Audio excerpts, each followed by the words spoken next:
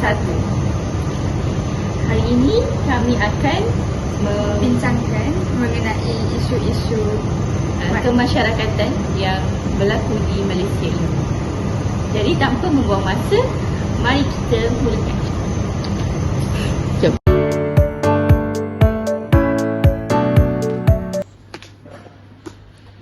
Baiklah. Assalamualaikum warahmatullahi wabarakatuh. Hari ini saya akan menemuramah seseorang untuk bertanya tentang isu masyarakat di Malaysia. Baiklah, isu yang kita akan bincangkan pada hari ini adalah isu perkauman di Malaysia. Seperti yang kita semua ketahui, negara Malaysia merupakan negara yang sangat unik berbanding negara-negara lain kerana mempunyai banyak kaum yang hidup dalam satu negara yang harmoni. Negara kita juga mestilah juga mempunyai isu-isu dalam perkauman antara kaum-kaum yang wujud di Malaysia ini. Jadi untuk mendalami tentang isu ini secara lebih mendalam lagi, sebelum untuk kita kupaskan lebih mendalam lagi, sebagai saya akan menemuramah seseorang hari ini untuk bertanyakan tentang isu perkauman di Malaysia ini. Jadi mari kita. Hai, Assalamualaikum. Salam. Apa hari ini? Okey, saya ingin bertanyakan tentang isu perkauman. Okey, sebelum itu, boleh tak awak perkenalkan diri awak dulu? Ya, Assalamualaikum. Nama saya Nurin Wardah. Saya dari unit BM1. Okey. Jadi, boleh tak saya tanyakan apa pandangan awak tentang perkauman di Malaysia ini? Bagi saya, Malaysia merupakan antara negara yang terunik sebab dekat dunia ni sangat jarang negara yang mempunyai berbilang kaum dan budaya.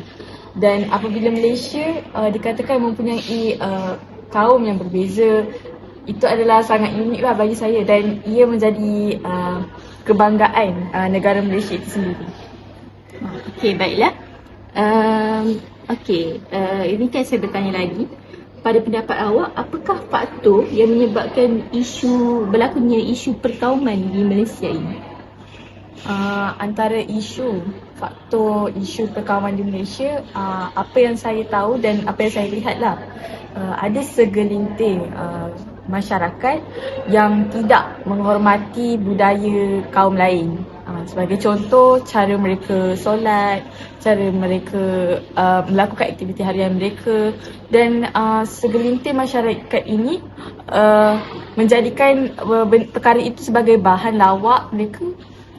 Dan sebenarnya perkara itu adalah salah kerana menyentuh sensitiviti kaum tersebutlah. Jadi bagi saya perkara ini perlulah dielakkan oleh masyarakat Malaysia. Sebab kita kena hidup berbilang kaum dan kenalah saling menghormati antara satu sama lain agar negara Malaysia ni aman dan damai. Okey, baiklah. Satu penjelasan yang baik. Jadi saya ingin tambah lagi, apakah antara kesan jika masalah perkauman ini terus berlaku di Malaysia? Apakah kesan? Antara kesan yang berlaku dekat negara itu sendiri, mestilah ekonomi akan merosot sebab negara lain apabila mereka ingin melabur, mereka tengok kita punya rakyat macam mana. Jadi bila rakyat itu sendiri tidak aman, jadi ekonomi negara akan runtuh lah.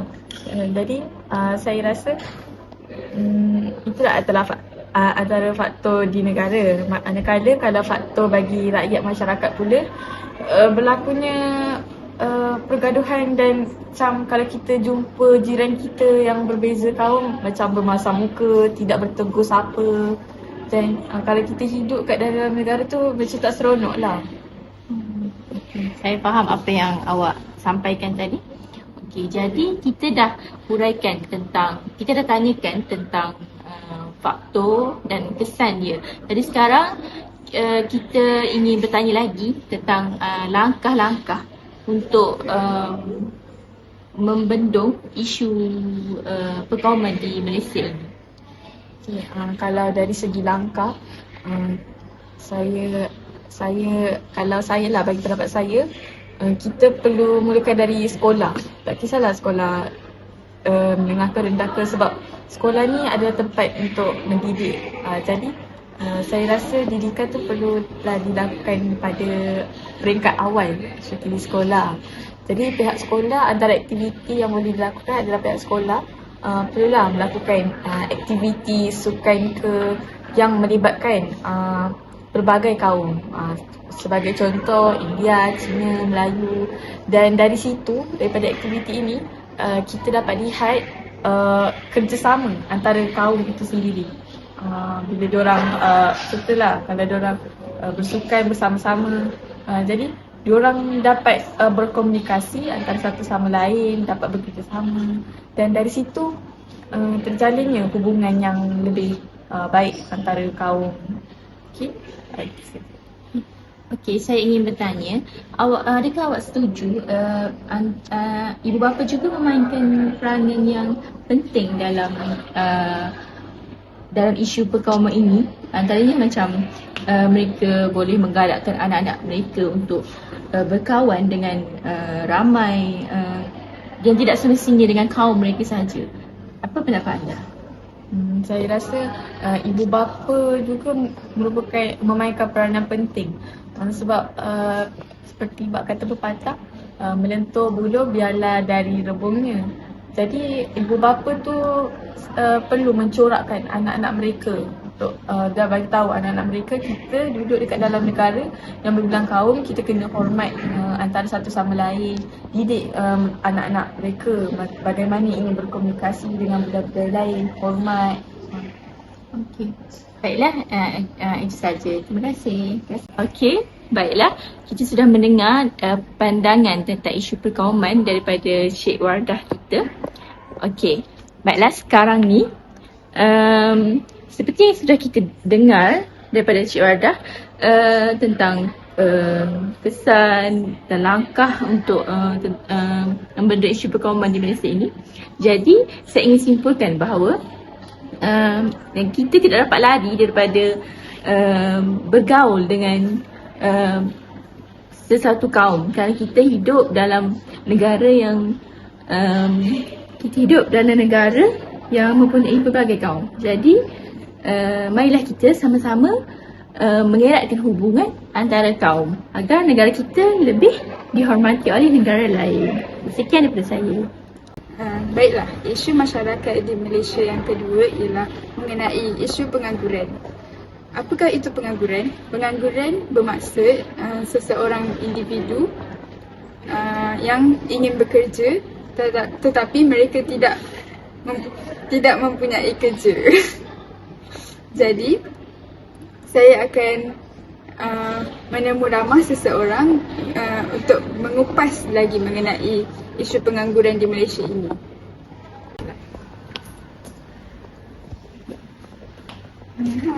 Hai. Awak kenapa sekarang?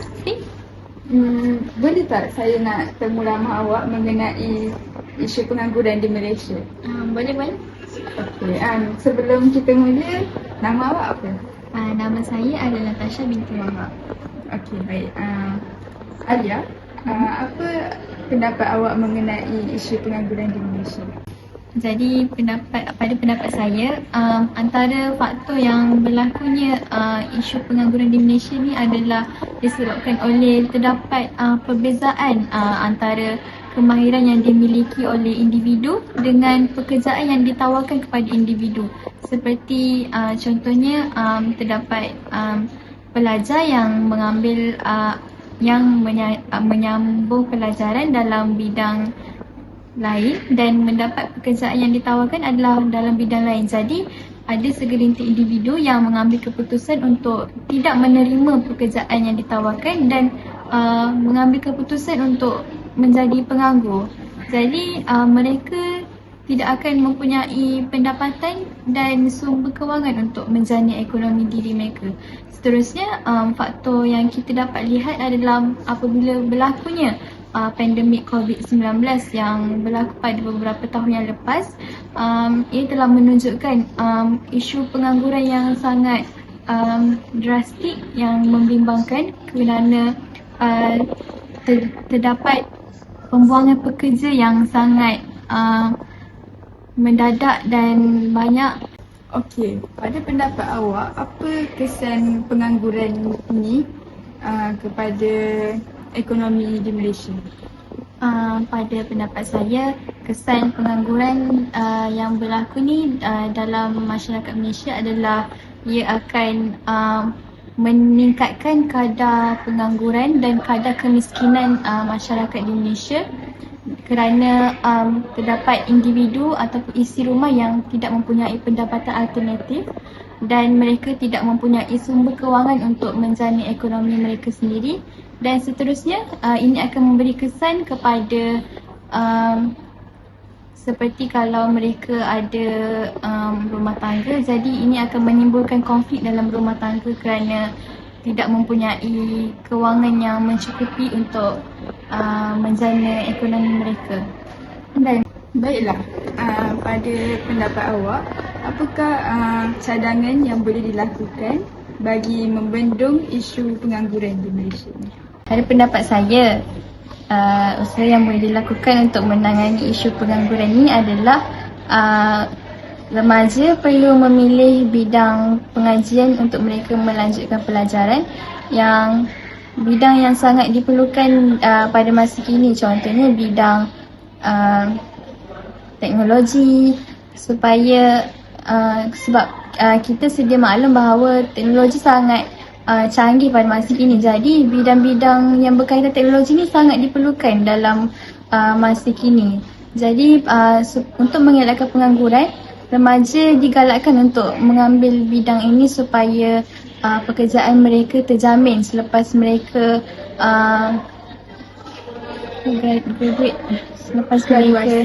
selepas mereka memperoleh ijazah dan selepas mereka menyelesaikan pembelajaran mereka. Seterusnya, apa pendapat awak mengenai majikan yang lebih memilih untuk mengambil pekerja daripada kalangan pendatang asing tanpa izin, dan apa tindakan majikan tu memberi kesan terhadap isu kita sekarang?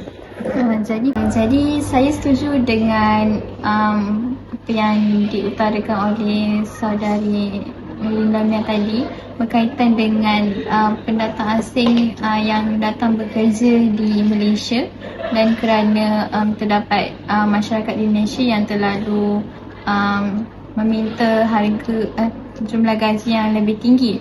Jadi ini merupakan satu punca kenapa berlakunya isu pengangguran di Malaysia adalah kerana masyarakat itu sendiri yang terlalu memilih kerja yang mereka inginkan.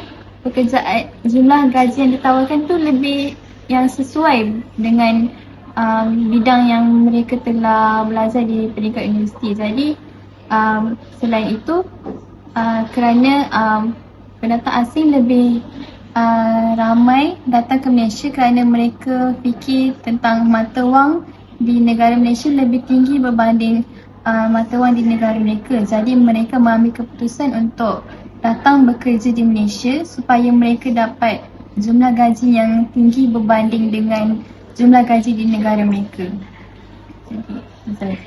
Okey, baiklah. Terima kasih di atas pendapat dan pandangan yang sangat bernas. Saya dapat simpulkan mengenai isu pengangguran kita pada hari ini ialah semua pihak perlulah mengambil serius mengenai isu ini dan bersama-sama berusaha untuk mengurangkan isu ini di Malaysia. Itu sahaja daripada saya.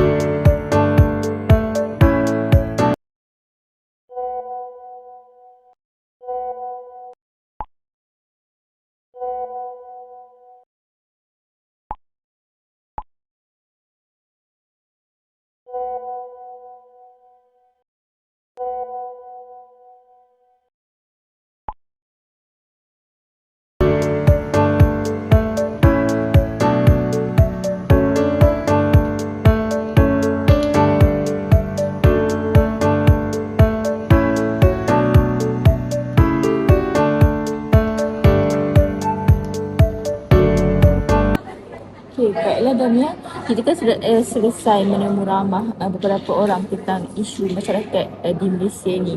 Okey, jadi tapi saya rasa saya ingin menambah satu lagi isu yang berlaku di Malaysia ni. Isu apa tu? Okey. Hari tu saya tengoklah dalam laman sosial kan.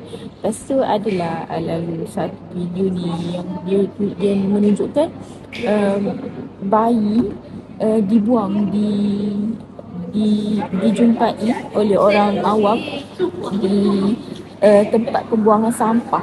Jadi saya sangatlah rasa muskil. Apa punca berlakunya kes pembuangan bayi di Malaysia ini?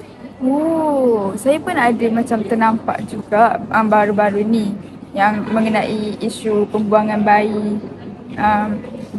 yang bayi dijumpai di dalam tong sampah, di dalam longkang dan sebagainya kan. Dan kebaikannya bayi yang baru lahir kan? Ya, Tak sampai 1 bulan pun lagi. yang masih darah ada di badan pun ada juga.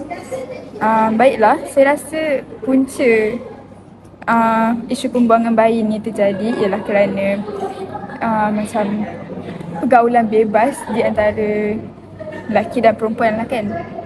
Dan seterusnya mereka macam nak tutup kesalahan mereka tu, mereka pergi buang bayi yang tidak bersalah di merata-rata tempat. Lepas tu saya rasa antara faktor seterusnya lah kan, sebab mereka kurang didikan agama sejak dari kecil, yang membuatkan mereka kurang empati di dalam diri dan mereka pun buanglah bayi merata-rata. Bagi awak apa punca lain? Okay.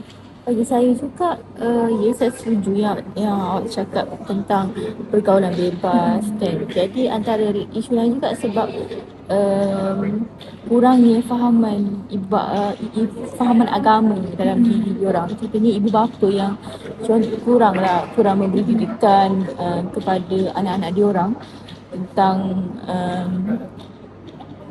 menjaga tingkah laku, menjaga perangai, dan kita sebagai seorang perempuan kita mesti ada batas antara kita kena menjagalah kan. menjaga batas lah antara lelaki yang bukan mahram ni. Bagi awak apa kesan daripada pembuangan bayi? Okay, bagi saya sudah tentulah kalau kesan dia mestilah benda yang negatif kan. Okay, jadi bagi saya kesan dia sudah tentu dia akan apabila dia sudah membuang bayi, sudah tentu orang ramai akan menjumpai bayi tersebut. Jadi benda tu akan mencalarkan maruah orang tersebut, walaupun kerana ada setengah tu bila jumpa bayi tu kita tahu setelah disiasat kita tahu siapa yang membuang semua. Jadi bagi saya dia akan merosakkan maruah bukan saja pelaku tersebut tetapi juga keluarga pelaku tersebut, kerana dia mestilah akan dipandang serong oleh masyarakat. Sudah tentu kerana kes pembuangan bayi ni bukanlah benda yang kita boleh pandang enteng, pandang remeh, sebab ia sangat-sangatlah satu yang berat. Dan dalam Islam juga sangat-sangatlah menekankan tentang penjagaan diri, tentang tentang kita tak boleh terlalu rapat dengan lelaki yang bukan mahram kan. Jadi antara itulah sebabnya kenapa tak boleh rapat. Jadi bagi saya kesan dia itulah, antara ini adalah macam maruah keluarga lah, yang paling penting maruah keluarga lah. Lepas tu seterusnya ialah dia akan kemungkinan akan merosakkan masa depan anak dia sendiri. Sebab seperti kita lah kan, apabila anak luar nikah ni, dia akan sesuatu kebaikannya dia tak akan berbeng atau berbandingkan ayah dia, sebab dia tak ada ayah, dia seolah-olah tiada ayah kan. Jadi sudah itu bila dia dewasa, masyarakat akan macam memandang serong terhadap kanak-kanak terhadap orang tersebut, walaupun budak tu tidak bersalah, dia tidak mengambil dosa, dia tidak bersalah pada hal tu, tapi ia menjejaskan masa depan dia lah. Jadi ibu atau ayah dia tu sangatlah apa orang kata, ibu dan ayah dia tu seolah-olah sudah menjejaskan masa depan anak dia sendiri. Lepas tu macam kesian jugalah dekat dari segi emosi budak tu kan. Nanti kawan-kawan dia macam tanya, kenapa nama kau tak ada bin situ kan. Lepas tu nanti kesianlah dekat anak dia tu. Macam kecil-kecil dah kena buang. Like kan kita baru lahir kan, kita perlukan kasih sayang. Jadi dia kurang kasih sayang. Lepas tu tak mustahil juga disebabkan dia kurang kasih sayang, dia akan melakukan masalah lain di luar, macam isu gejala sosial ke apa. Macam dia nak memberontak. Dia nak memberontak. Lepas tu dia salah pilih kawan ke. Jadi dia akan, kita nampak benda tu kecil tapi dia akan lebih besar, mengakibatkan banyak lagi banyak. kesan lain. Jadi kita mestilah tahu langkah-langkah lah untuk membendung gejala ni. Jadi awak rasa ni, Dami, apa langkah-langkah dia untuk bendung? Bagi saya, langkah-langkah yang macam ibu bapa kita sendiri boleh terapkan ke anak-anak lah. Macam mengenai batasan pergaulan antara macam lelaki dengan perempuan. Macam anak-anak, ibu bapa kena tekankan mengenai macam jangan bagi sentuhan bebas, like yang mana sentuhan selamat, mana sentuhan tak selamat. Lepas sepatutnya dia didikan bukan saja daripada ibu bapa, malah juga daripada sekolah rendah lagi kan. Guru-guru boleh juga mengajar murid-murid tentang macam yang awak cakap tu, sentuhan Selamat, sentuhan tak selamat. Supaya mereka, bila kanak-kanak ni mereka tidak ketahui, mereka tidak tahu, mereka anggap macam bila sentuh-sentuh ni macam okey, biasa. Tapi sebab itulah kita sebagai orang dewasa, kita kena ajar daripada kecil lagi. Sebab seperti peribahasa kan, membentuk bulu biarlah dari rebunya. Jadi itulah antara langkah yang awak katakan tadi. Sebab, saya sangat setuju. Sebab budak-budak ni, kalau dia tak tahu macam bahagian ni tak boleh sentuh. Lepas tu nanti kalau ada orang sentuh, dia macam anggap itu perkara normal. Lepas tu terjadilah isu gangguan seksual. Seperti yang awak tahu tak, yang pasal ada seorang pendatang asing, saya rasa dia melakukan sentuhan yang orang kata tidak selamat lah dekat seorang pelajar. Oh, yang video yang dekat pasar raya tu ke? Yang tu. Oh, lepas tu yang dia tertangkap. Nasib baik tertangkap ada, sebab ada akak seorang tu yang nampak kan. Lepas tu pelaku tu dah kena tangkap kan. Oh, baguslah kalau begitu. Sebab itulah kita memang kena ambil tahulah tentang isu ni. Kita tak boleh pandang rendah, pandang remeh lah pasal isu ni. Dia macam dia boleh memberi kesan juga macam kaitkan juga dengan tu kan, dengan isu apa tadi? Isu pembuangan bayi. Macam dia ada kaitan lah kan, isu pembuangan bayi dengan isu gangguan seksual. Dia boleh berkait juga. Okey, awak rasa apa langkah seterusnya yang kita boleh buat? Langkah seterusnya untuk bendung pembuangan bayi ni. Langkah seterusnya ialah apa lagi langkah awak cakap tadi? Terapkan macam sentuhan selamat ke. Langkah apa ni? Jaga batas lagi. Tak ada dikelang. Saya rasa seterusnya ibu bapa boleh ibu bapa boleh terapkan jugalah kepada anak-anak diorang. Lepas tu macam kalau ibu bapa kena bagi masa dekat anak-anak. Macam kalau anak-anak nak bercerita ke, ibu bapa kena sentiasa ada lah, supaya macam anak-anak tak kesunyian dan cari sumber perhatian daripada luar kan. Sebab kadang-kadang ni taklah yang remaja ni dia perlukan kasih sayang lebih daripada mak ayah dia orang. Jadi bila dia orang rasa dia orang kurang kasih sayang atau perhatian daripada mak ayah dia orang akan cari semua tu di luar. Contohnya macam kalau perempuan sebenarnya perempuan dia akan rasa kurang disayangi, jadi dia akan cari teman lelaki dekat luar. Lepas tu bila dia rasa lelaki tu macam baik dengan dia, selalu ada, selalu teman dia apa semua, jadi dia rasa macam dia selalu percayakan lelaki tu sampailah boleh membawa kepada pengzinaan yang yang akan menjadi masalahnya adalah anak tu sendiri. Selainlah anak wanita dan seterusnya. Seterusnya akan sampailah yang berderetan lah, sampailah ke dewasa macam tu. Jadinya anak yang tidak bersalah tu lah yang akan merana seumur hidup dia Disebabkan oleh perbuatan ibu bapa ibu bapa dia yang tidak bertanggungjawab. Begitulah langkah dia, antara saya rasa langkah dia tu ibu bapa lah sangat penting dan mendidik anak-anak. Lepas tu selain itu juga remaja tu juga perlulah ada kesedaran dalam diri untuk memendung gejala-gejala ini daripada terus berlaku. Okey Damia, kita sudah selesai membahaskan tentang banyak isu masyarakat yang berlaku di Malaysia ini.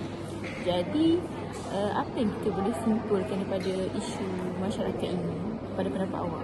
Saya rasa semua pihak dan lapisan masyarakat dalam Malaysia ini perlulah bersama-sama berganding bahu dalam mengatasi semua isu-isu yang berada di Malaysia ini, supaya negara Malaysia menjadi lebih aman, harmoni. Dan pada pendapat saya juga apabila kita kupaskan isu-isu masyarakat di Malaysia ini, dia bukanlah macam kita macam bagi peluang untuk kita menunding jari antara satu sama lain, macam kau salah, aku tak salah, tak. Bukan macam tu. Jadi pendapat saya, kita mestilah cari cara untuk membendung gejala itu supaya tidak tidak berleluasa. Jadi pada pendapat saya, isu ini kita mestilah tahu cara dan langkah dia untuk bendung semua isu-isu yang telah kita bahaskan ini, supaya negara Malaysia ni jadi lebih aman, harmoni dan dipandang tinggi oleh negara-negara yang lain. Jadi saya rasa kita dah selesai untuk membahas semua isu-isu pada hari ini. Jadi itu sahaja daripada kami. Sekian. Terima kasih.